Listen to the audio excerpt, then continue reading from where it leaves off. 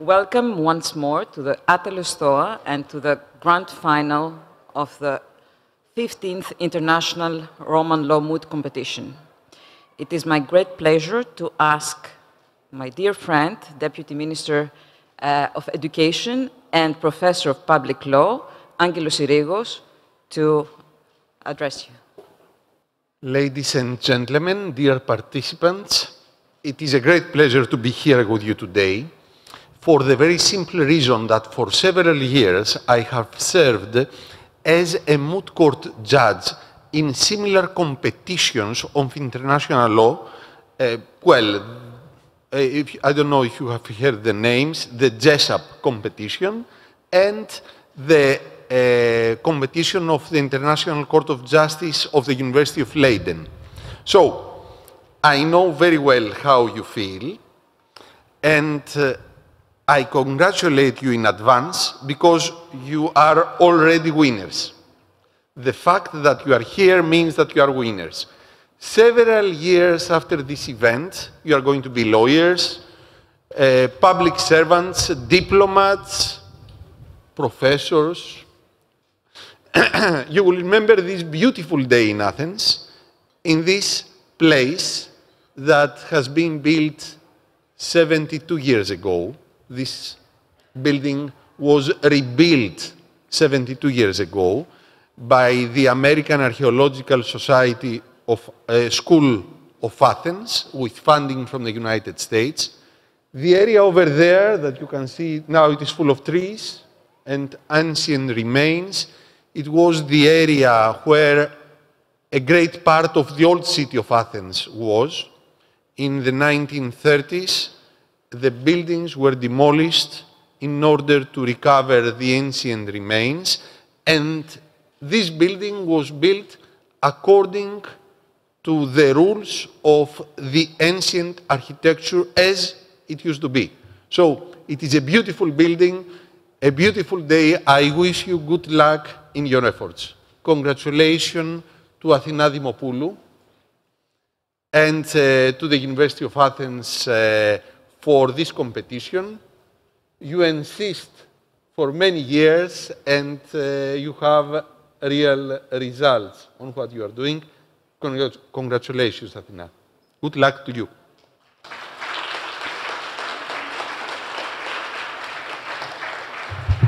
And I would like to take this opportunity also to thank the Deputy Minister for one more reason, for reintroducing Latin in the curriculum of high schools, which for us lawyers is very important. Thank you.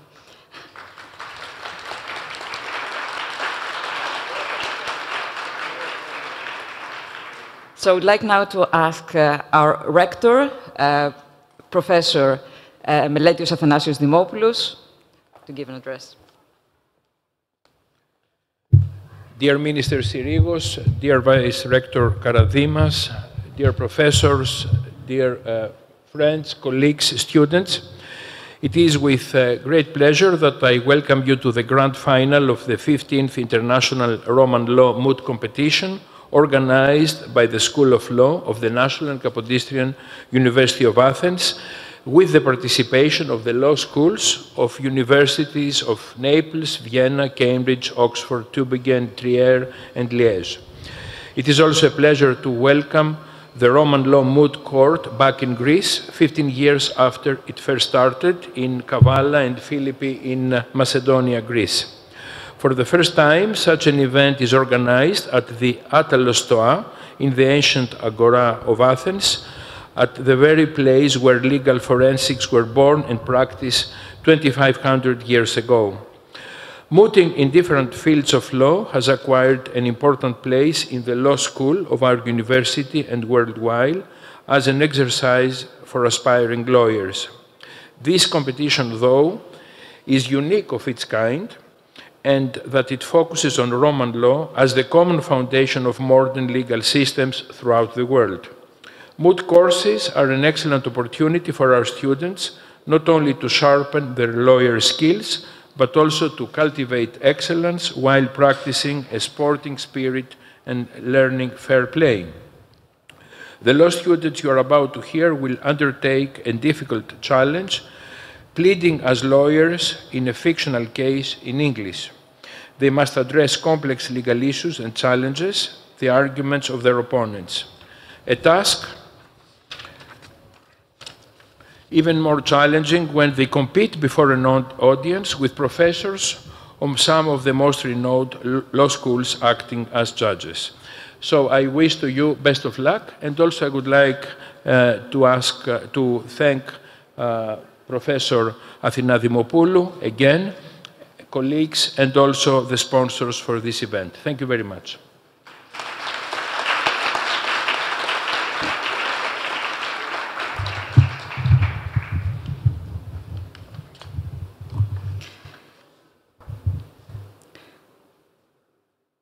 Your Excellencies, may it please the Court.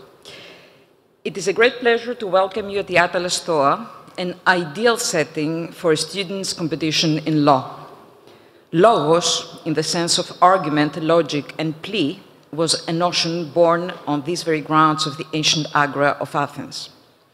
Rhetoric, in the sense of structured argumentation, was first developed in Athens, the alma mater of forensic oratory of the ancient world. Here, Demosthenes, Lysias, Antiphon, and the other great logographers of Athens were the first to formulate lawyers' pleadings of their clients in legal cases. Agon, in the sense of competition, but also of trial, has been practiced here by the Greeks and Romans alike for centuries. As for pedia, education, not only close by Socrates taught his students to challenge given ideas and to put the rule of law before anything else, but this splendid stoa was the gift of King Attalus of Pergamon to the city of Athens for being an alumnus of the philosopher Carneades. It was here that the great philosophers such as Aristotle, Plato, Theophrastus, and many others whose names are cited in the Roman Digest formulated the intellectual tools that the Roman jurists would later apply to the study of the law.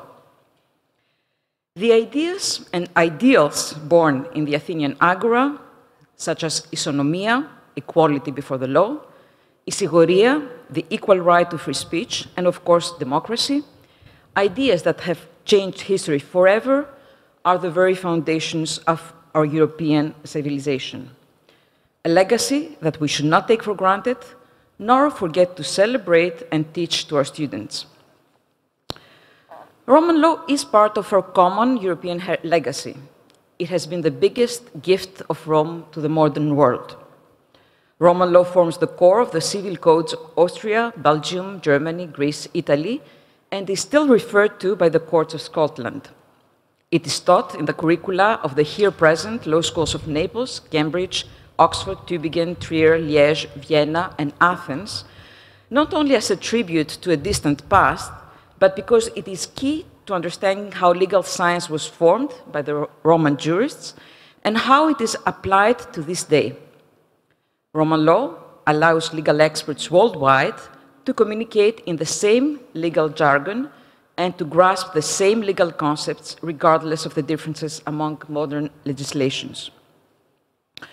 The case that will be pleaded before you concerns a sale of slaves that went sour. It is supposed to take place in the Agora of Athens in the year 534 AD under the rule of Emperor Justinian. Slaves were among the most valuable assets for this ancient economy. Therefore, the Romans had set the ground rules regulating this market in order to protect consumers from common deceptive practices by granting them special legal remedies. The Roman jurists had defined in detail the diseases, physical characteristics, and legal issues that could constitute hidden defects, which the seller had an obligation to disclose upon the conclusion of the sale. A minor fever, for example, was not considered a serious issue, and the seller had no obligation of disclosure of mental or moral defects. A special obligation burdened him, though, if he had made express warranties regarding the slave's qualities. However, the buyer had to be vigilant and examine the slave carefully for flaws evident to the eye, which did not give rise to the seller's liability.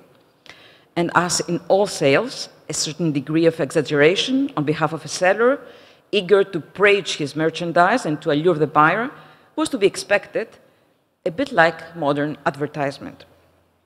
But if after the sale and the handover a slave was worsened by the act of the buyer or his household, this was of his own concern. And overall, the contract of sale was one that had to be concluded and executed in good faith. Deception in the form of dolus malus had to be taken into account by the judges. These are issues familiar to any modern lawyer, exactly because the two legal actions brought by the plaintiff in our case are legal instruments we still use today. The first action, the actio rehibitoria, is an action for restoring a slave due to hidden defects, the buyer asking to get his money back in double as a penalty for the prejudice he has suffered. The second action, the actio quanti minoris, is an action by which the buyer asks for a reduction of the price of the sale sold. Then, as now, these actions had very short periods of prescription and had to be brought, depending on the circumstances, within 2, 6 months, or 1 year. In our case, the element of the pandemic comes also into play. At the time of the Justinian, a great plague had caused major losses in human lives and disrupted trade. We have made it the background of the dispute, renaming it though corona, after the Greek word for crown, supposedly given according to the facts of our fictitious, of course, case by Procopius, the pandemic be considered a divine punishment for the emperor's harshness during the Nika riot and the empress's past sins. In a nutshell, what are the facts of our case? The parties involved are Epikratis and Athinogenes, named after two real litigants involved in a real legal dispute concerning a slave, although in a different legal context, this of ancient Greek law, in the 4th BC century speech by Hyperides. Epikratis is a theater producer. He has been looking to buy slave actors for an upcoming play of his in the Herodian theater. From Athinogenes, a third-generation slave trader, holding his stand here in front of the Attalus Stoa. The slaves arrived from Alexandria in bad shape after a rough sea voyage. The seller has the slaves tidied up, including painting their cheeks with rouge to give them a healthy appearance. The good-looking slave Adonis is sick with some symptoms, including a slight fever. The buyer notices it, but is reassured by their healthy appearance. Athinogenes praises the slave's merits, including the talents of Menander as an actor and the passion of Fortunatus for art. He proposes also to sell Apicius, an excellent cook. In the meanwhile, news arrived to Piraeus about a mysterious new disease that broke out in Alexandria, and the authorities are closing the port to avoid the spread. Epikratis thinks it's his only chance to get his missing actors and buys the family of 5 slaves plus the cook. He then leaves Athens to buy settings for his play and instructs his son Dionysius to start rehearsals for the play Philoctetes by Sophocles. During his absence, things fall apart. The actor Menander has a strong stammer and busts on stage like a lamb. Adonis is forced to perform on stage by Dionysius despite his fever, and he collapses and dies. The city's doctors try all sorts of medicine to no avail. However, the scholar Phaiserius, who studied medicine in Kos and works in the academy in Athens, notices that if you take saliva from a sick person and mix it with a herb extract and then inject it to a healthy person, his body can fight better the disease. The city authorities urge the populace to try this new preventive measure. However, Dionysius refuses to vaccinate the slaves. He proclaims that injecting an experimental poison to one's veins is crazy. He accuses those promoting it of secretly following the pagan tradition connected with the academy, which had been forbidden by the emperor. One by one, the slaves who share close quarters develop the same symptoms. The leading lady, Lysistrata, dies after confessing that Adonis had been sick when sold and was made up to appear healthy. Orestes becomes delusional with fever. Thinking he's pursued by the Erinyes, he throws himself off the Areopagus hill and is left with a limp. Fortunatus experiences nothing more than swollen tonsils, takes good care of the sick, but spends hours wandering in Athens, being fascinated by the Parthenon marbles and neglecting his rehearsals. The cook Apicius recovers but has lost his smell of taste, cooks tasteless food, and burns a collection of antique Attic pots. The slave owner, Epicrates, with the city under lockdown, only manages to return to Athens 7 months later. He confronts Athinogenes in the Agora for selling him a sick slave who spread the disease in his household, a stammering so-called actor, an idle boy, and a useless cook, asking him to take them back and compensate for his losses. Athinogenes denies all responsibility. He claims Epicrates should have seen the slave had a fever and that his son anyway refused to vaccinate the slaves.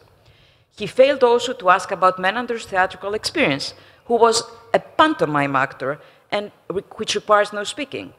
He did mention that Fortunatus was passionate about art, the error in understanding which art lying with Epicrates, whom he threatens to throw off the Philopapal monument. Therefore, Epicrates instructs his legal counsels to bring 2 suits against Athinogenes. By the first, he claims the double amount paid for the slaves, plus the value of his medical expenses for treating Orestes and for the cooking pots destroyed.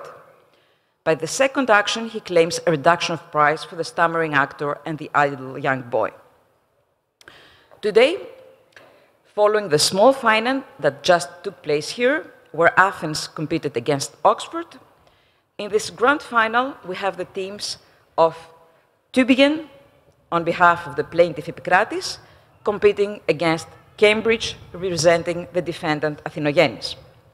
Let me present you also our High Court, composed of Professors Jean-François Jerquins of Liège, Cosimo Cascione of Naples, and Mrs. Maria Lux of Trier and Artemisia Papadaki of Athens, both lawyers, former mooters, and best oralists.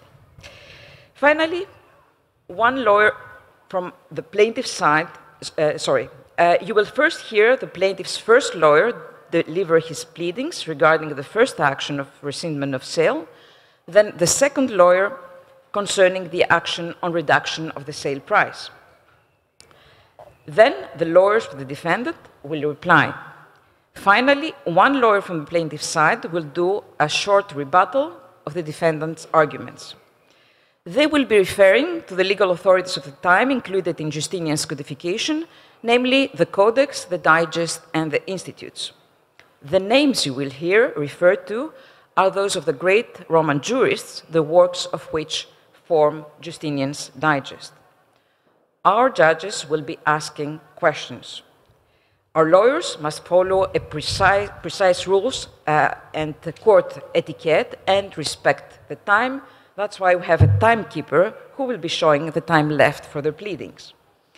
They are being marked according to 5 criteria, including the structure of their submissions, identifying the legal rules and apply them to the facts, their ability to answer questions efficiently, and court etiquette and time management, and of course, their rhetorical presentation. So this is a Roman law trial in a Greek setting.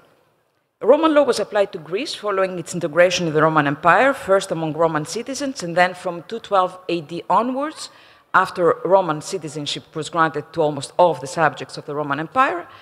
And of course, Justinian's codification was applied in Athens when promulgated, and then it formed the basis of Byzantine law for another millennium.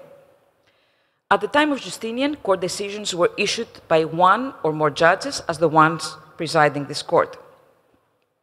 However, in this setting, and very close by, in classical Athens, used to operate the first big popular court of jurors in history, the Iliea, where hundreds of Athenians decided by their vote the cases bleeded before them.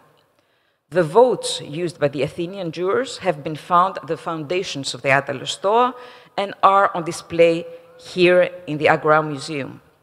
The jurors were not professionals, but Athenian citizens drawn by lot. In tribute to the history of this place, we all invite you today to act as jurors in this case. At the end of the hearings, you will be asked to vote, and your vote will correspond to a special jurors' prize awarded to the winning team. The process of casting the votes in the Iliad court is described by Aristotle in the Constitution of the Athenians, but we will proceed with a much simplified version where you will be given at the stand on your way to the exit 2 votes, one valid in white and one invalid one valid for the party that you favor and one invalid in black for the other party. You will cast them in the baskets bearing the names of the plaintiff and the defendant. Please be reminded that according to the Eliastic oath, jurors promised to vote according to the law, and if there was no law, according to their sense of what is most just, without favor of enmity, without corruption, to vote only on the matters raised in the charge, and to listen impartially to the accusers and defenders alike.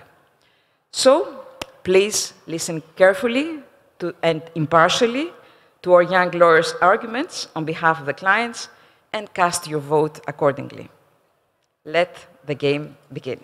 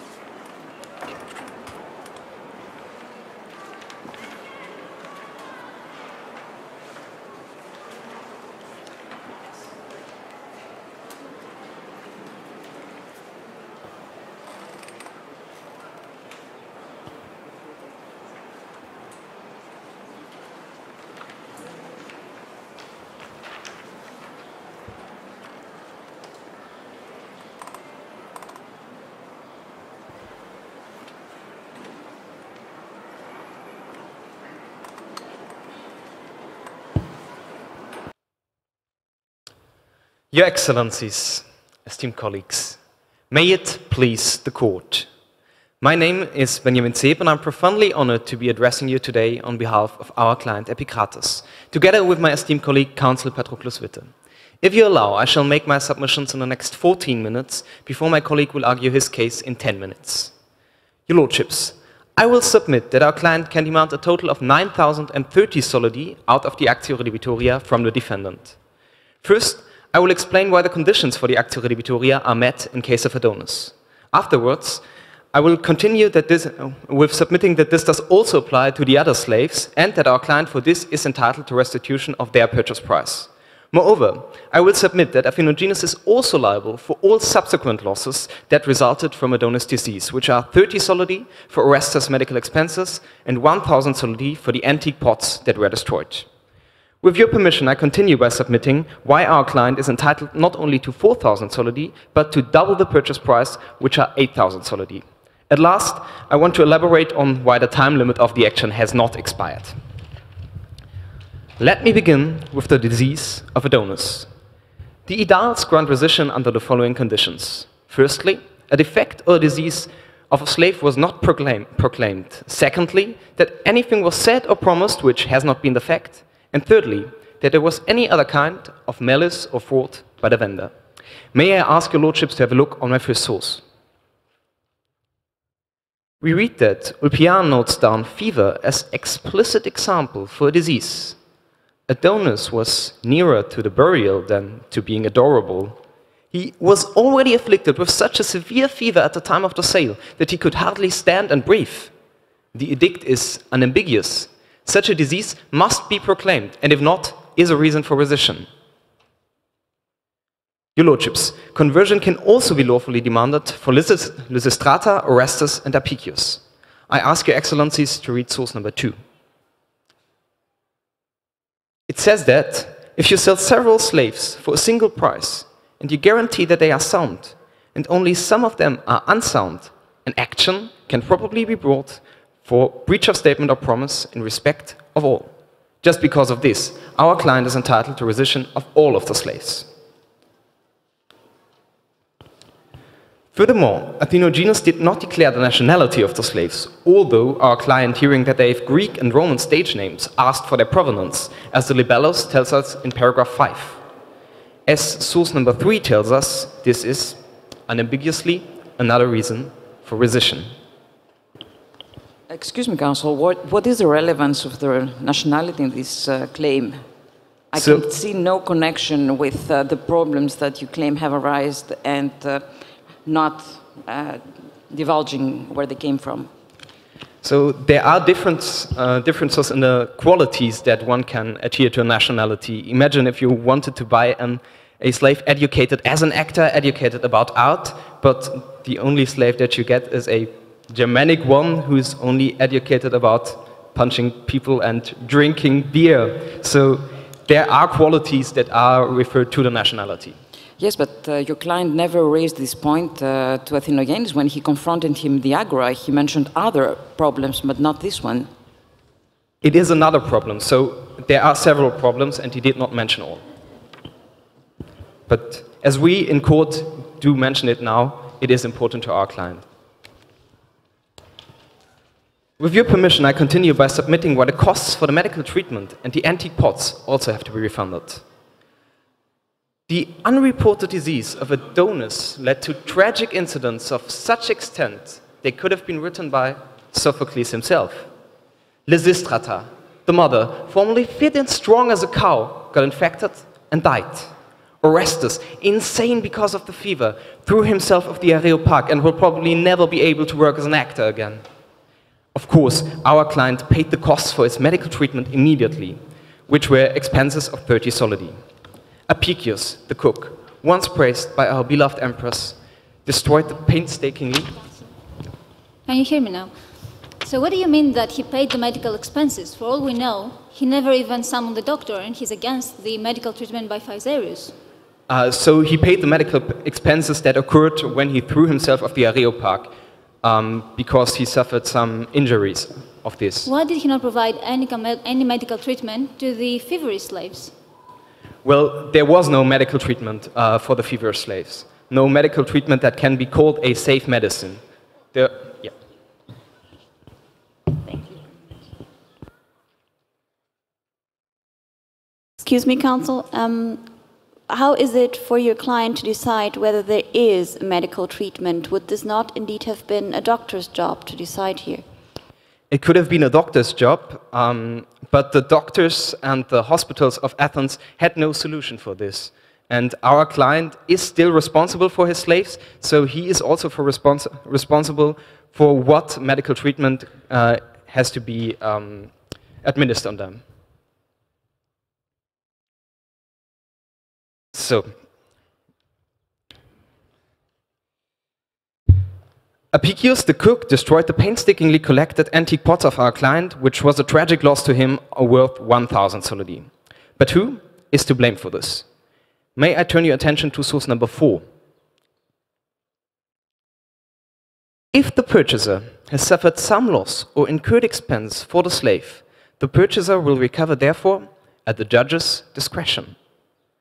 As it is on the judge's discretion, I want to prove to you, honorable judges, that it is totally justified to compensate our client's losses. I may assist you by presenting you 2 sources that you might take in your discretion. Let me start with my source number 5. Pedius tells us that necessary expenses in curing must be recovered if itemized before the joinder of issue. And this is what we did. Then coming to the antique pots and referring to my source number 10. It states that the vendor was aware, that if the vendor was aware of the defect, he is liable for all resultant loss of the purchaser. And as Athinogenes was aware about the disease and even tried to hide it, he must be responsible for the subsequent loss of the antique pots due to the infection of Apicius.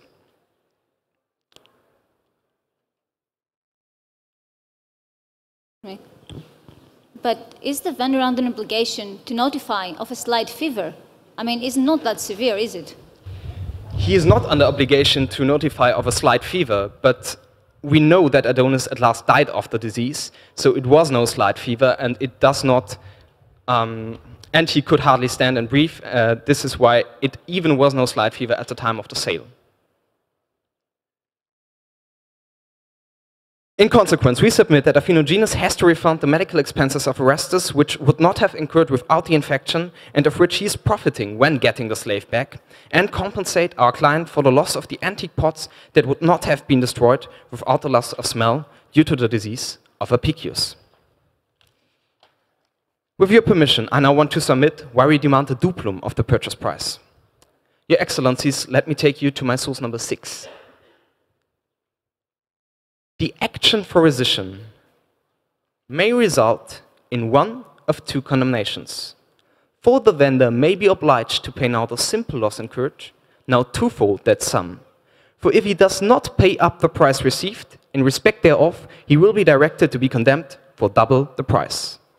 As Libellus paragraph 17 tells us, Affinogenous refused our client's offer to take back the slaves and to restitute the purchase price when being confronted with his behavior in the Agora. He even threatened our client to let him throw from the Philopappus monument. And I quote the source, is threatening someone with death not enough to speak of he does not pay? Can I ask you, Councillor, isn't your action time barred? You bring it after 7 months.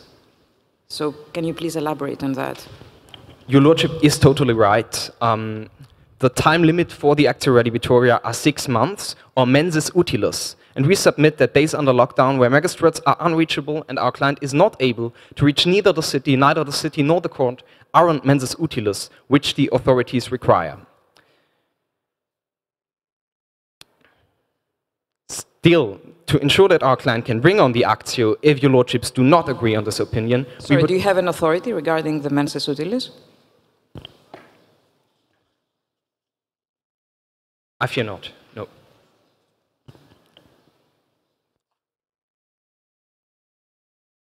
But there are cases in which mensis, there is a possibility to grant, exceed the time limit. And cases for this are the in integrum restitutio. So if you do not agree on the point of the mensis utilis, we would kindly ask your Excellencies to grant in integrum restitutio to our client.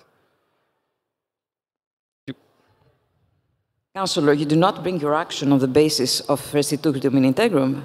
It's not in your claim.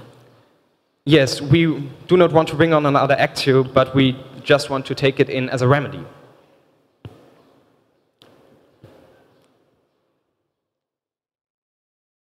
So, and there are cases where in integrum restitutio are granted. As you read in my source number 8.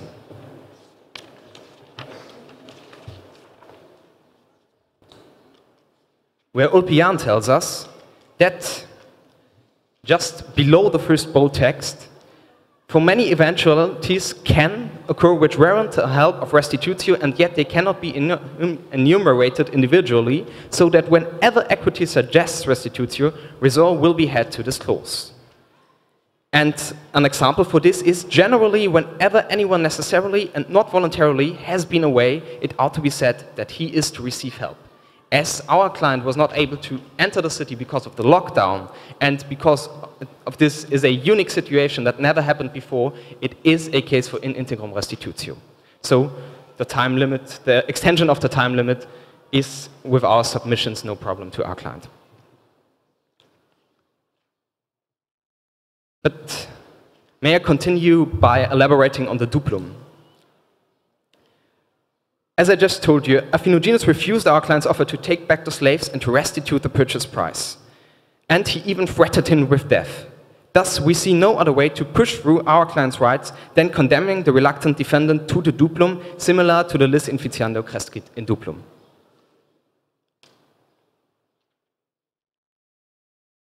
With your Lordship's permission, I would at last like to sum up my submissions. The requirements of the Actio Redibitoria are met in two different ways. Excuse me, Councillor, before you sum up, regarding both the fever and the general so-called defects of the slaves, your client had the possibility to very closely examine the slaves and notice that the one was feverish and to see them very close by and see that he had been made up, and he he could have noticed these reasons for which you're asking the return. So what do you have to say for that? So our client noticed that one of the slaves was warm to the touch, which was Adonis, but he was distracted and deceived by the makeup that has been secretly put on them, and he was distracted by the statements of Epinogenes, who tried to distract him and to try to deceive him by telling him it is all to blame on the long sea voyage and on the sun. So our client was just deceived by this and had no possibility. But a small fever is no reason for a return of a slave. It's explicitly mentioned in the digest.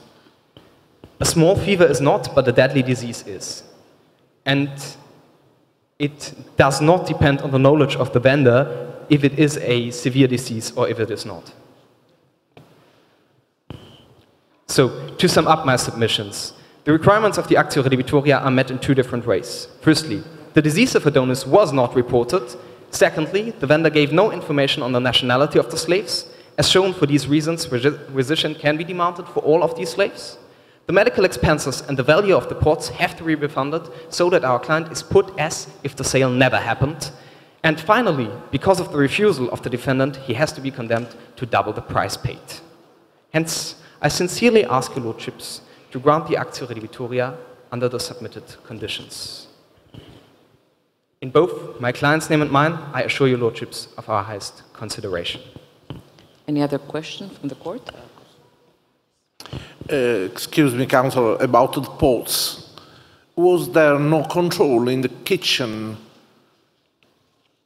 Excuse me? Was there no control in the kitchen? So control of the cook? As Apicius is one of the most praised cooks of the Roman Empire, and he was just given on top to sweeten the deal. There was no control of the cook.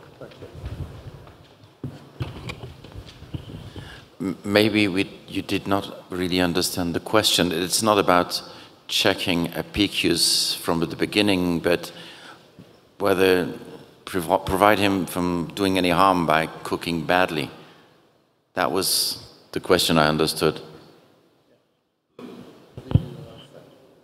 Yeah, so we submit that there does not have to be any control for a cook that is one of the most praised of the Roman Empire.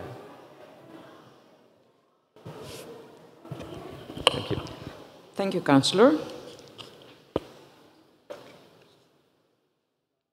And now we may hear the junior counsel for the plaintiff.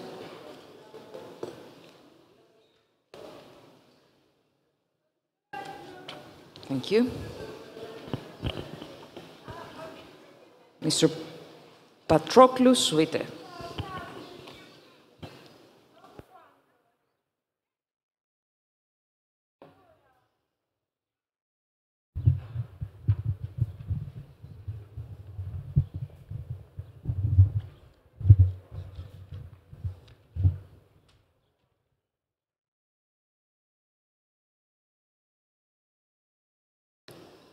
Whenever you're ready, Councillor, we may start. Your Excellencies, esteemed colleagues, may it please the Court. I appear on behalf of our client Epictetus, who has brought an actio quantum minoris against the defendant. With your permission, I would like to submit why our client can rightfully demand 800 solidi. First, the defendant failed to notify our client regarding the defects of both Menander and Fortunatus. And secondly, he sold contrary to his declarations and therefore broke his dicta. As my learned friend already pointed out, source 1 states that in those cases the aediles will grant an action. My ladies, my lords, I would like to begin with Menander, the father of the slave familia. The defendant asserted that Menander was so gifted he could move the audience to tears with his performance. What he kept secret, however, is that the audience probably was laughing until they cried. His stammer is that grave. The only part he's fit for playing is one of a goat. Councillor, but then I think that the seller did not lie in any of his statements when he said that he can move the audience to tears with his performance. He did not specify if it was comedy or tragedy. if I may clarify my point, we submit that through stating that he is so talented he can move the audience to tears, he stated that Menander is an excellent actor, and therefore we submit he has to have extraordinary abilities.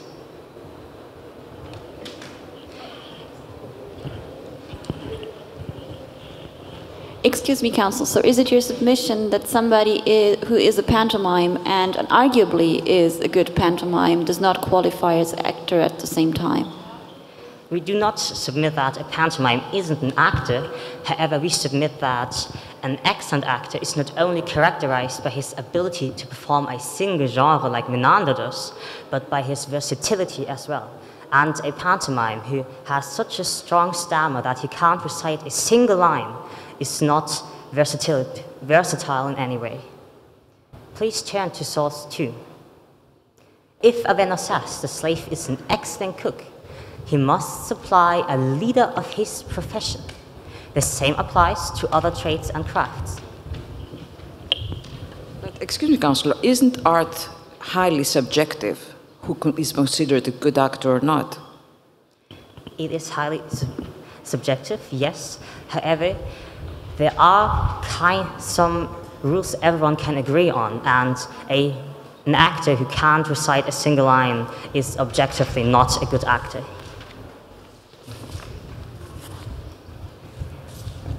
It is safe to say, if the seller declared a slave to an actor, he must deliver an actor. But if he claimed a slave was an outstanding actor, he must deliver one with extraordinary abilities. Athenogenes alleged Menander to be an excellent actor and has to be held liable for exactly that. Is an actor who can take part in nearly no play extraordinarily talented? Someone who makes a laughingstock of Agamemnon, or is as outspoken as the golden fleece of Iason? Definitely not. Menander may be an excellent pantomime, but he is merely an actor of minor value. Furthermore, his stammer is a defect as well. I would like to direct your lordships to source 3. If there is a defect or disease which impairs the usefulness and serviceability of the slave, that is a ground for rescission. Since Menander was sold as an excellent actor, the stammer impairs his intended use and services. No theatre director would have bought a stuttering slave for such a price. How about the possibility to train somebody who is a stammerer? If I remember correctly, Demosthenes used to stammer, and he managed to correct this, if you consider it a defect. So what did your client do to help him overcome this? Since it is the duty of a seller to declare any defects, it is not the obligation of a purchaser to try to remedy already existing defects. And even if logopedition might help, his stammer is so grave that he basks on stage like a lamp, like Libellus says, and therefore even training the stammer away would not be possible. Excuse me. Maybe, however, since you do not dispute that pantomime is a form of acting, maybe it's your client's own fault in not picking this stammerer for the right part. If you ask him to play Odysseus, clearly he cannot, but he could act in a secondary role, couldn't he? So I say that it's your client's fault in not choosing correctly the role. Our client does not want to return the slave, and therefore he plans on using him. However, a stammering pantomime is not worth the price our client paid for, and therefore he is bringing forth an actio quanti minoris. Since Menander has a defect, our client can rightfully demand a diminution for Menander. Coming to the second slave, the youngest son of the family, Fortunatus, the lucky one, bringing luck to all those around him, but to our client. Athenogenes asserted him to be hard-working and passionate about art. Therefore, Epicrates was allowed to expect a strenuous slave who would be overjoyed to work with him on such great art like Philoctetes. But let us face the facts. None of the stated qualities are given. Fortunatus is not the least interested in his rehearsals, but he wants to spend all of his time outside. Source 5 differentiates between two cases if the seller asserts equality. The seller is not liable if the quality is obvious. But if the quality is not obvious to the purchaser, the seller must make that good, for he obtains a higher price in consequence. For example, if the seller claims a slave is educated, or a craftsman, or hardworking, or passionate about art. And Gaius writes in source 6, if a vendor makes some assertion about a slave and the purchaser complains that things are not as he was assured that they were, he can proceed by the action for a diminution. Yet another broken dictum. Solely on that ground, the action must be granted.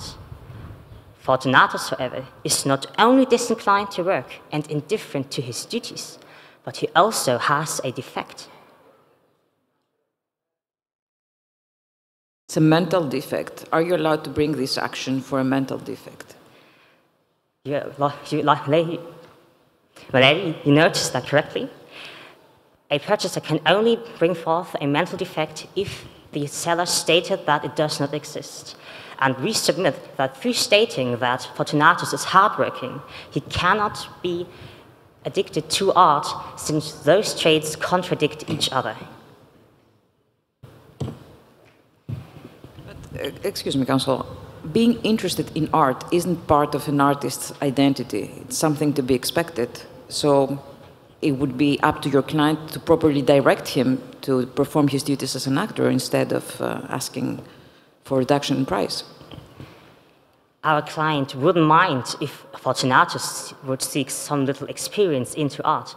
However, since he spends hours wasting his time staring at every detail of the Parthenon marbles, therein lies the defect, because our client cannot find him because he is somewhere in the city staring at art and not to his service.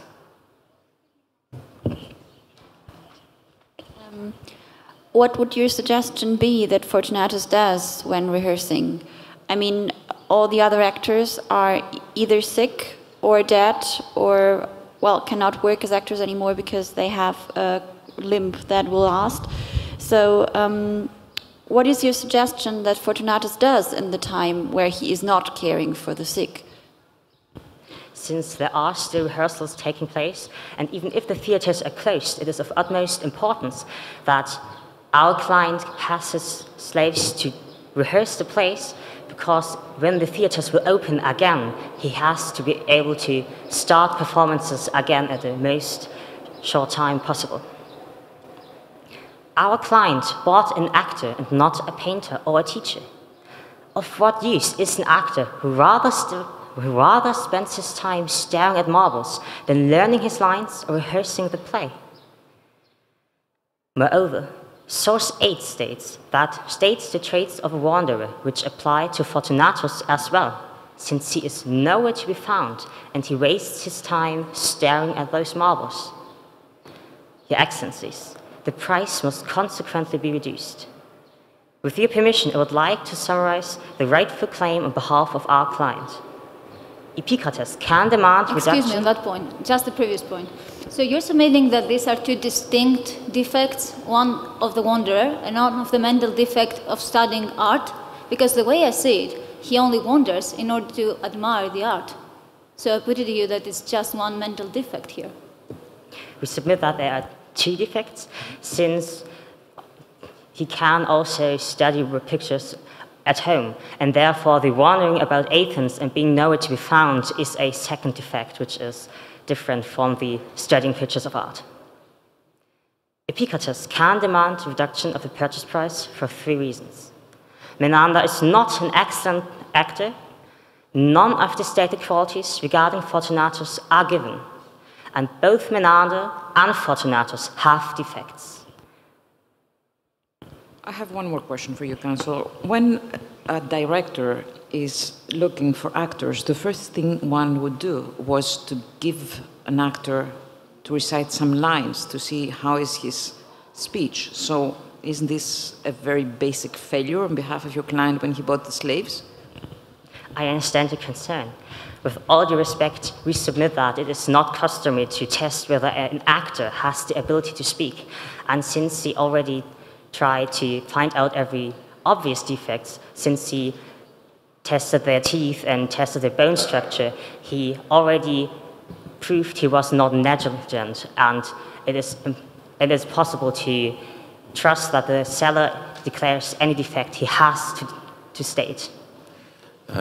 Yes, but in this case, the slave sold was a pantomime, so not an actor that was supposed to speak. So, I mean, if your client wants to use him in a new way of acting, maybe it would have made sense to check that.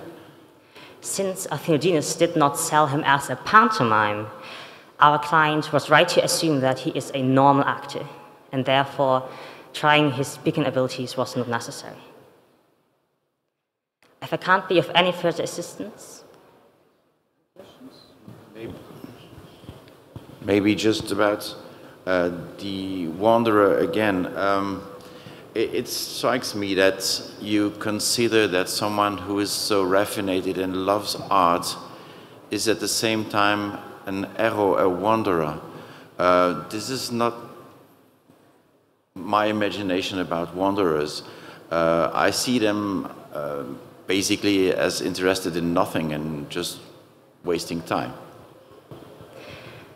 Educating yourself with art might be an honorable way if he was a free man, but since he is a slave, he is to do as he's told, which in this case is not to stare at marbles, but be at home, rehearse the plays, and be at the service of his master. And therefore, the infringement of the usability is the same even if he was a drunkard or a gambler.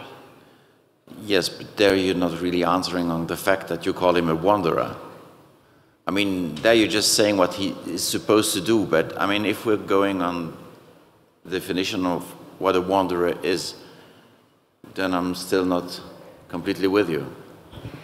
A wanderer is someone who wanders around and wastes his time, and therefore a slave who runs around Athens and is staring at marbles does exactly that in our submission.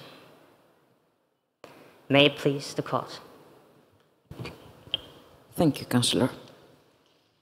And now it's the time for the defendants.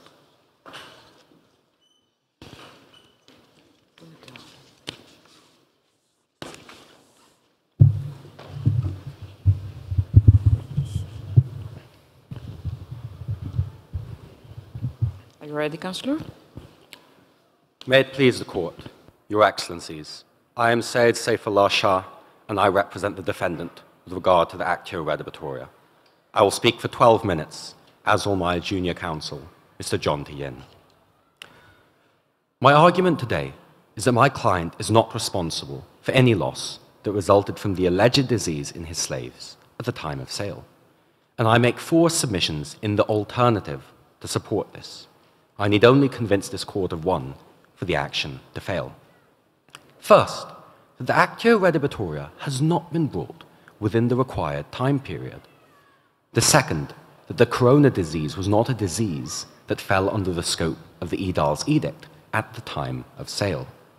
The third, that the claimant was at fault for the slave's deterioration. And the fourth, that the damage to the claimant's antique pots is not actionable loss. Your Excellencies, I now turn to my first and brief submission. The Actio Redebitoria has not been brought within the required time period, as has already been touched upon. I direct Your Excellencies to my first authority, Digest 21-1-19-6, in which it is affirmed that the period for the action for rescission is 6 months of business days, and as has been pointed out, and as is in paragraph 16 of the libellus, it has been brought at least 7 months after the date of sale. As for the possible point that the courts were closed under the lockdown, there is nothing in the libellus to suggest this. There is nothing in the libellus. Actually, I have a double question here. So the first question would be whether you expect us to work on Sundays, and the second question being that, if we are not expected to work on Sundays, how you would define the mensis utilis in this circumstance? Your Excellency, I do not intend to deceive this court. It does say mensis utiles, business days, and there are certain days that are not mensis utiles, Sundays being one of them. However, since the claimants bring this action, it is for the claimants to prove that these non-mensis utiles add up to over a month in order to bring the 7 months into the 6 months of mensis utiles for the action to lie. Excuse me, who has the burden of proof again? Of this, because I think you're claiming that this is a prescribed action. So this is, who has the burden of proof? Your Excellency, I do not make a procedural point in relation to the burden of proof. I'm saying that since mensis utiles are, again, business days, on the face of the facts, it has been brought after 7 months. It is not in our interests to prove that there are enough non-business days to bring the action within the required time period. It must be proven by the claimants that the required time period has been filled, and that the 7 months on the face of the libellus is 6 months of business days. But excuse me, Councillor, you are bringing an exception of this action being barred. So don't you have to prove that the time necessary for bringing this action is not passed? Your Excellency, within the 6 months, there are 26 Sundays, which in and of themselves is not sufficient to bring it within the mensis utiles time period. Yes? So there's only 1 Sunday per month, is your submission? I said 26 Sundays. 26, I'm sorry. Apologize. Okay, then I got your point. Yes. And how about the pandemic? Weren't the courts closed in Athens? We do not know, Your Excellencies. There is nothing in the libellus that suggests that the courts are closed. There is nothing in the libellus that suggests that the lockdown is over. Indeed, the claimant returned to Athens still under a lockdown, and here we are arguing this case. There is nothing to suggest either way that the courts were closed in a lockdown.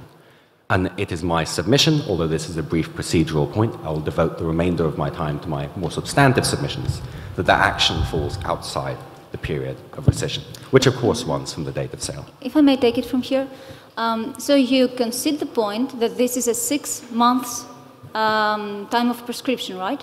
Yes, Your Excellency. All right. So if I'm not mistaken, this is a case where there is an undertaking by the vendor. So you also concede, and if it's no undertaking, it's a 2-month prescription period. So you concede the point that you gave an undertaking. And which undertaking was that?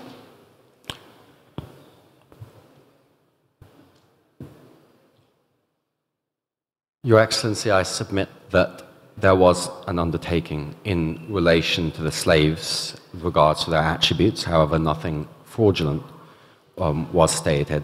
However, if Your Excellencies are not satisfied with the point on the period of rescission, I will move on to my later submissions. My second submission is this, that the corona disease was not a disease that fell under the scope of the edict at the time of sale. Your Excellencies, the corona disease was an unknown condition at the time of sale in this case, and there is nothing in our law to suggest that unknown diseases are prima facie addressed by the edict, as every disease listed as falling within its scope is a known disease. Rather, it has to be assessed by the symptoms shown at the time in such a case, which I will move on to. But first, Your Excellencies, if I could direct you to my third authority, Digest 21.112.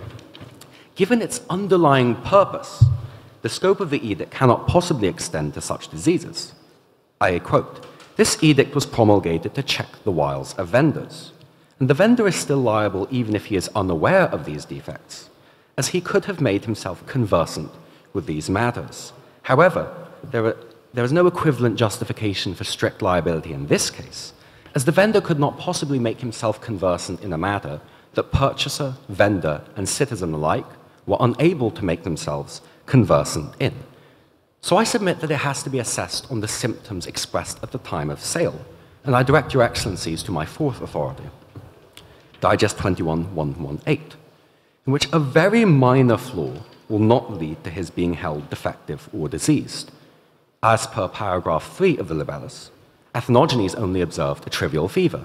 A trivial fever does not fall under the scope of the edict. But, excuse me, Counsel, wouldn't you agree that the real sense of this ruling is that it's a regular small fever and not a deadly one, something that can develop into a very dangerous disease? Yes, however, Your Excellency, I submit that it is a specific condition, and the EDAL's edict do list a number of specific conditions that fall under its scope. However, if it is an unknown condition, the vendor could not have been expected to make himself conversant in it. He observed a trivial fever, which no one could have known of at the time, medic, purchaser, vendor alike. A trivial fever does not fall under the scope of the edict, and therefore he was not obligated to disclose it. I now move to my third submission. Oh, excuse me, surely this is a far-fetched point for the court to entertain, because in that case, if that was the case, then any pandemic would not fall under the edict. Any disease as serious as a pandemic would be something beneath the edict. I see quite hard how to, adapt your theory to the provision. Of course, I accept your point, Your Excellency, and I think that as a pandemic progresses and we know more of a disease, its effects come to light. We now know of the corona disease, that it can progress to an extent that is not only uncomfortable, but perhaps deadly. And if the courts were to rule on sales made at this time, it would fall under the scope of the EDAL's edict as a known disease. However, I submit that it would be inequitable to punish vendors when a pandemic first emerges, in which no one could have known of this new condition. It does not correlate with the underlying purpose of the edict, which is to check the wiles of vendors, as is stated in my third authority. If you're... Yeah, well, you address equity here. It's, I mean, the risk has to fall on someone. It's just that the edict decided that it was the vendor to care for the diseases. So I'm not sure that it's important to know whether it's equitable or not. Of course, Your Excellency. However, the edict states that the risk of diseases fall on the vendor. Yes, however, as was in my submission, the edict only expressly refers to known diseases. And as it is an unknown disease in my submission, combined with the underlying purpose of the edict, we can infer that this does not extend to unknown diseases. And therefore, I rest my submission and move on to my third, Your Excellencies, that the claimant was at fault for the slave's deterioration. And I begin by directing Your Excellencies to my fifth authority, Digest 21:16. That if a defect in or disease of the slave be perceptible, it may be said that the edict has no place. Its concern is simply to ensure that the purchaser is not deceived. And as per paragraph 4 of the libellus, Adonis was warm to the touch when sold. So in my submission, any failure to perceive the alleged disease, of course, this is a point in the alternative, if Your Excellencies find it was a disease for the purposes of the edict, it was a result of the purchaser's own ignorance, as it was perceptible. Yes, but excuse me, Counselor, your client is a third-generation slave trader, and he knows very well the rules of the market. So if this is the case, and he knew it, that slight fever is of no importance, why did he have the slaves made up to appear healthy when they were not? Your Excellencies, this is common practice, and this was not fraudulent. He did not intend to deceive and to conceal any possible disease or defect. This was merely because his slaves were worn out after a long and arduous journey. We feel the winds now, but the winds on the sea were far greater than this. The slaves were worn out, and being worn out is not a defect, Your Excellencies. He tinted their cheeks with rouge. He puffed them up in order to put them forward. It wasn't to conceal any disease or any fever. It was not fraudulent, Your Excellencies. I direct Your Excellencies to my seventh authority, Digest 21:125, Principium. The edals require the buyer to make good any deterioration in the slave. And I also point out, according to my eighth and ninth authorities, that since Dionysius is part of Epicrates' household, he may be liable to an action as if he were the buyer. But I direct Your Excellencies to my 10th authority, Digest 21:130-112. It has to be said that whatever the occasion the purchaser provided for the slave's death, he is liable. So also if he did not summon a doctor so that the slave might be healed. He did not summon a doctor when Adonis was sick. And with regards to whether the doctor could have done anything, I believe this is immaterial with regards to the law. The purchaser has to take the steps. It may be the case that no doctor had any cure for this, but this has no bearing on the purchaser's duty with regards to caring for his slaves. And as with regards to Phaesarius's mixture, if he had inoculated the household it would not have spread, and we would not be discussing the loss that we are discussing today. And his belief that the mixture was magic can surely constitute no defense. Following a public prayer to the Virgin Mary herself, our city authorities urged the populace to take this measure, as per paragraph 10 of the libellus. And our city authorities may not be the emperor, but they govern by his consent. He rules vicariously through them. Disobedience to the city authorities can surely not constitute reason. Sorry, just one question though. So you submit that he could have provided the vaccine to the slaves that were healthy so that they could have been saved, but would not know for a fact when they contracted the disease. So I put to you, Counsel, that they contracted the disease already at the time of the conclusion of the sale, and the vaccine would have been futile. Do you find the provision still applicable here? Your Excellencies, I note my time has expired. May I have 2 additional minutes? Yes, Your Excellency, it is entirely possible that that is the case. However, on the reading of the facts of the libellus, that the slaves were in close quarters, and that following Phisarius' refusal to administer the vaccine, they contracted, and I quote, the disease one by one, eventually leading to disease and death. I submit that it is highly likely that it was directly a result of Adonis's disease, and that Dionysius' refusal to administer the vaccine was causative of their later plight. I briefly turn to my 4th submission before summarizing, Your Excellencies. So the damage to the claimant's pots is not actionable loss. I direct you to my 11th and final authority, Digest 19:113, Principium. Although on the Actio Empty, I submit that it is relevant to our current discussion on consequential loss. If a building collapsed due to the timber's unsoundness, he must make good the building's calculated worth. If herds die through contagion from the diseased herd, he should be held responsible for the interest in this not having occurred. Now, in the examples above, consequential loss has a limit, Your Excellencies. He must make good the building's calculated worth. But there is nothing to suggest that he must make good the value of the items inside. Similarly... Excuse me, Counsellor, but your source number 11, do you know which action it is about? The Actio Empty, I believe, Your Excellency? Yes, but is that the action you're bringing? I prefaced, Your Excellency, that this may be in relation to a different action. However, this is one of the more poignant examples in the digest of consequential loss and its limits under our law that is relevant to our case. There are no clear indications of consequential loss in relation to the Actio Redebitoria. He is liable for the loss of the herds, but there is nothing to suggest he would be liable for any additional value they could have produced. I submit that it is not analogous to this case, where Adonis infected Apicius, who then suffered sensory deprivation, who then destroyed the pots. It is too remote to claim. I'll now briefly summarize, Your Excellencies. In summary, it would run contrary to the law of our great emperor and the natural justice upon which it is based if my client was required to compensate the claimant for damage and destruction for which he was not at fault. Rather, responsibility in this case rests with the claimant, who acted unreasonably both in his handling of the purchase and his subsequent treatment of the slaves. Your Excellencies, this is the case for the Actio Redebitoria. I hand the floor to my learned junior, who will make the argument on the Actio Quanti Minoris. Thank you for your consideration, unless you have any further questions. Thank you. Thank you, Councillor. And now we'll hear the final submissions on behalf of the defendant. Sorry, a bit short for that.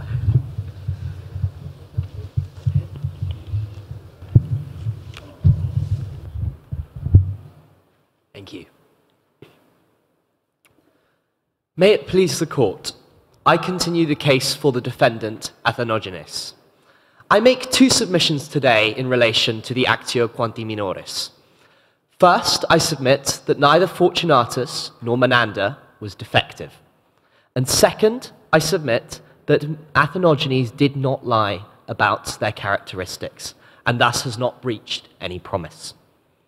My explanation of what a defect is of course also of relevance to the submissions previously made by my learned friend, Mr. Shah. With the court's leave, I now turn to the test for defect. As we see it, Your Excellencies, there are 2 requirements in this case. First, there must be a genuine defect, which we dispute. And second, that it must have not been discoverable, which we also dispute. Turning to the question of a genuine defect first. If I may draw the court to my second authority, this is on page 7 of my apologies, page 8 of the bundle. The numbering starts once more. This is Digest 21111. Your Excellencies, the requirement laid out is that where there is a defect or a disease, it must be appraised of. This requirement, Your Excellencies, we submit, however, has a caveat. If I may draw the court to my fourth authority, Digest 21118.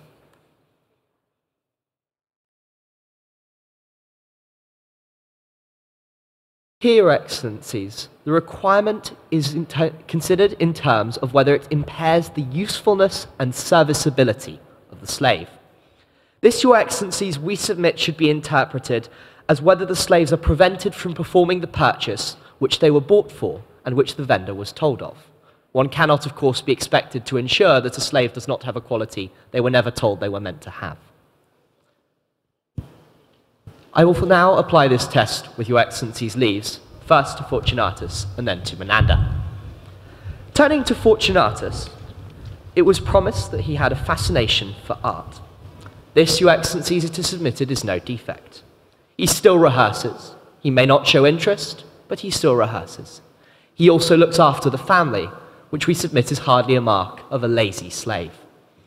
Thus, Your Excellencies, we submit that he is not a flawed slave.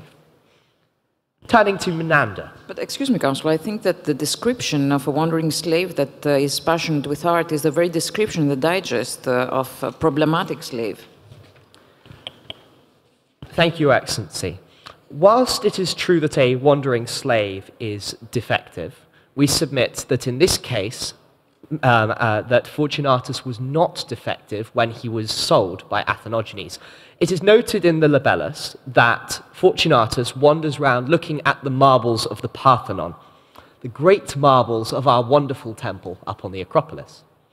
However, Your Excellencies, Fortunatus did not come from this city. He came from a faraway land. At that point, Your Excellency, it is submitted there was no way that he would have been necessarily so obsessed with a certain temple. It does not say that he examined art day and night everywhere, merely one temple, which he had never seen before. Are you submitting that Alexandria does not have beautiful monuments? Your Excellency, of course, Alexandria has beautiful monuments. It is part of our great empire under our wonderful Emperor Justinian. However, it is submitted that considering his obsession is merely with one of the many exceptionally beautiful temples in this great city, it is submitted that it is not some obsession with wandering around per se, this is an obsession with this temple, which was not in existence. This obsession was not in existence at the sale by Athenogenes. It is something that developed under the hopeless gaze of Dionysius. How are we then to interpret his passion for art if Athenogenes in fact already knew that he was passionate about art? That this passion was not so much for theater but rather for marbles. What are we then to interpret from this if you're saying that he developed the habit to look at the Pantheon marbles only when he came through Athens? So what are we to make of his passion for art then? Your Excellency, we submit that there is a marked difference between the concept of an obsession with art and a passion for art. We submit that whilst he was, of course, passionate, Athenogenes would not lie, he was not obsessed with art at the time. And we submit there is a chasm of difference between the two. If I may also apply this test to Menander, the stutterer, it is submitted here that this is not a limitation of the usability and serviceability of the slave as contemplated at the time of purchase. As Your Excellencies noted earlier, pantomime is a style of performance. If I may draw the court to my 14th authority, this is Novels 105, passed only 4 years ago by our great Emperor Justinian. Sorry, you said nomos? Novels. Oh. My apologies, Your Excellency. Novels 105. I think it's novella you mentioned. Novella, yes, 105. My apologies, Your Excellency. 105 as passed by our Emperor only a few years before. Here it is noted, Your Excellencies, that there are many types of acting, with the voice and with the body are both respected. Now, whilst my learned friend may think that there is no respected style of acting which is merely the physical, it is submitted our emperor has a very different perspective on this approach. Thus, Your Excellencies, it is submitted that my apologies. No, just, wouldn't you agree with me that when we have an ambiguous expression in a sale, we have to search for the real intention of the parties? So do you think that the buyer was intending to buy a pantomime mime instead of an actor able to perform a tragic act? Your Excellency, whilst we recognise that Philoctetes doesn't actually contain any pantomime performing, we would note that whilst Epicrates may have intended to put on the play Philoctetes, he did not tell Athenogenes that he intended to put on the play Philoctetes. And Your Excellency, it is submitted that it is not the job of Athenogenes to inquire as to which play Epicrates put on. He simply requested actors, and it is submitted that as a perfectly legitimate form of acting is pantomime, a greatly respected style of performance, it is sufficient that he provided an actor of great quality, and an actor who can perform well is not a defective actor. Your Excellencies, with your leave, I will now turn to my second submission, and this relates to the promise made by Athenogenes. Your Excellencies, it is submitted there are certain requirements for a statement to be of legal effect. There must be a promise, and it must be binding. Here, Your Excellencies, if I may draw the court to, very briefly, to digest 21.1.18 Principium. This is my seventh authority, and it is on page 10 of our bundle.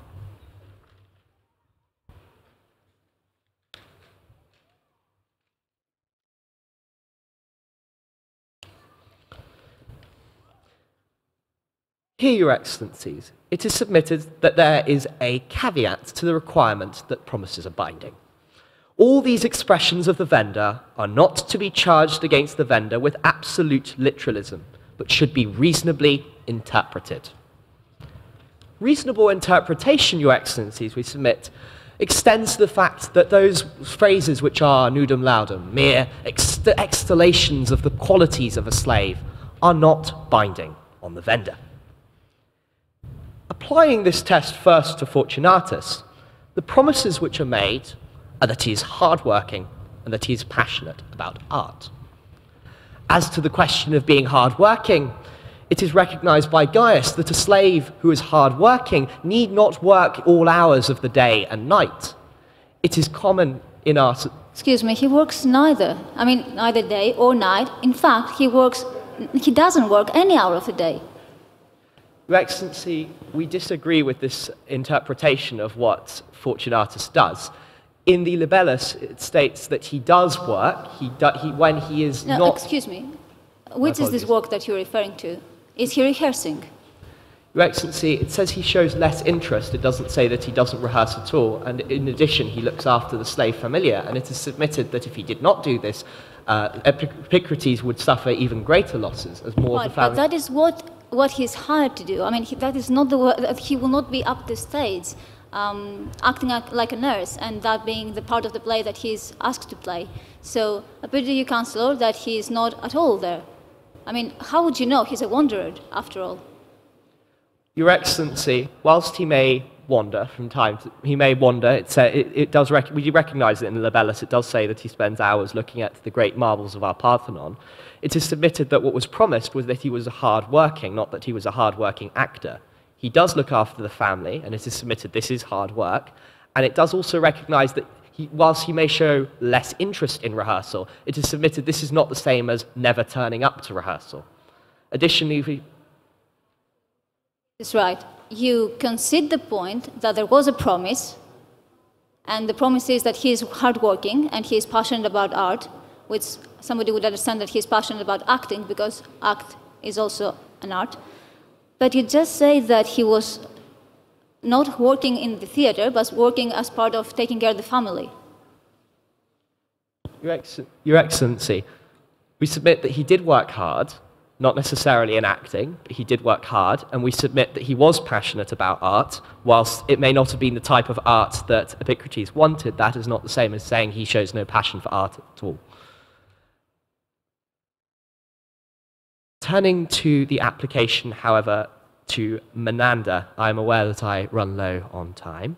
I will turn to this application too. Athenogenes, it is submitted, said that Menander, you have never seen such an actor before. He can move the audience to tears with his performance. Now, Your Excellencies, we have already heard one potential way that he might have brought the audience to tears. That might have been tears of laughter. However, that is not the submission we wish to make today. Is comedy less of any less value to you? Is comedy of any less value to you than tragedy? Your Excellency, not to me. I am a great lover of the comedic arts, however, perhaps my learned friend and Epicrates are not. However, we submit we can still prove to you that he may have been able, even in tragic style, to bring an audience to tears. Your Excellencies, may I have an extra minute and a half to sum up my arguments? I'm obliged. Even if he must bring tragic tears, tears of sorrow to an audience, pantomime performance can be extraordinarily powerful. Physical work is not of no use. It is not some lesser art. Our emperor recognizes this in Novels 105. And we submit thus that Menander may well be an excellent pantomime performer, an excellent pantomime actor. Nothing has been said to show that this is not the case. Thus, Your Excellencies, we submit that there was no breach of the warranty on Menander. So thus, to conclude my arguments, Your Excellency, it is submitted that neither slave was in fact defective. And in addition, that not only were they not defective, but there was no breach of any warranty made as to their status. And even if it was, we submit that defects were easily discoverable. For example, in the case of Menander, it is submitted the stutter could easily have been found by merely asking him to speak. One does not use an actor if one does not know they can actually perform. Thus, Your Excellencies, we submit that it is in no way justified for the actio quanti minoris to be successfully brought against our client, Athenogenes. And unless I can be of further assistance to Your Excellencies, that will conclude the submissions to the defense. Question for me, Counsel. Did your client know at the time of the sale that Fortunatus was a wanderer? Your Excellency, may I have a couple of seconds to respond? Your Excellency, we submit that Athenogenes did not know that he was a wanderer. You concede he was a wanderer? We submit he is perhaps a wanderer now, but he was not a wanderer at the time of sale, and thus it is on Dionysius as as Dionysius is in charge of the house under Epicrates' authority as his son, as Dionysius is the son of Epicrates, it is his fault and not that of our client. Thank you. So now we may hear for 3 minutes the final rebuttal from the plaintiff. Your Excellencies, my cherished counsel opposites, I would now like to rebut some of the opponent's arguments. Let me start by referring to the time limit of the Actio Redivitoria. As it is beneficial to the defendant, the burden of proof is, as your ladyship kindly noticed, on the side of the defendant. However, he only talked about referring to mensis utilis, the Sundays, but not about like holidays or harvest days, which could have also been taken in account for mensis utilis. Still, he furthermore totally ignored the remedy of the in integrum restitutio brought up by our side, which is why we supposed that in any case the time limit will not bar the action, the Actio Redivitoria. Then referring to source number 4 of the senior counsel of the defendant, where it says a slight fever will entail no liability if it not be declared. But we submitted a fever with which Adonis could at first hardly stand and breathe and at last died of, hence a deadly disease cannot be defined as a slight fever. The knowledge of the vendor of the severeness is not necessarily needed for rescission, although it was there, as he tried to secretly tint the cheeks of the slaves with rouge, and by this deceived our vendor and our purchaser. And this is why they also wear vials of the vendor, and there is deception, and the purpose of the edict is meet in this case. Referring to the deterioration of Lysistrata, Orestes, and Apicius, and to the administering of the medicine of Phaesarius, we submit that it is the right of any good Christian to back off from giving the slaves a highly experimental treatment from a member of the Academy of Athens, which is linked to pagan traditions and that has been banned by our emperor just some years ago. Moreover, there is no guarantee that the medicine or the medical treatment would have worked, and that it would have helped is just speculation, and that the infection not has happened on the ship is speculation as well. So referring to the junior council, the nationality of the slaves, which is also a reason for rescission, was completely uncontested, which is why the Actio Redivitoria stands for these reasons. Now referring to the junior council of the defendant, and first referring to the slave Fortunatus, where the junior council stated that there is a difference of passion and obsession, but this does not apply to the Latin text submitted by my colleague, where it says adsidue velit, constantly wanting, and constantly wanting to stare at marbles is what Fortunatus is wanting to do and what he is doing, and this is why the passion is the same as an obsession. It is adsidue velit, and this is why the case is met for Fortunatus. He also submitted that there were promises made to Fortunatus, but we just submitted that they were dicta, and excellent actor, hardworking, and passionate about art are dicta as they are not obvious, so none of the defendant's arguments can influence our claims. Thank you, Your Excellencies. Thank you, Councillor. Thank you all for listening carefully, and this concludes this grand final. Thank you.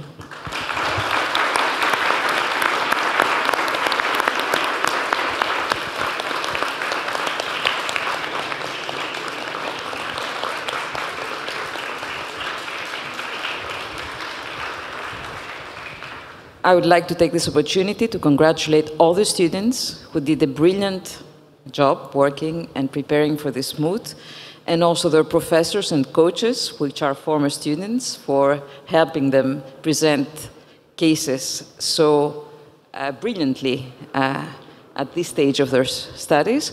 And I would like to invite everyone not to forget to cast their vote on their way out. A white valid vote for the party you favor, and a black invalid for the other party. Thank you all for being here with us today.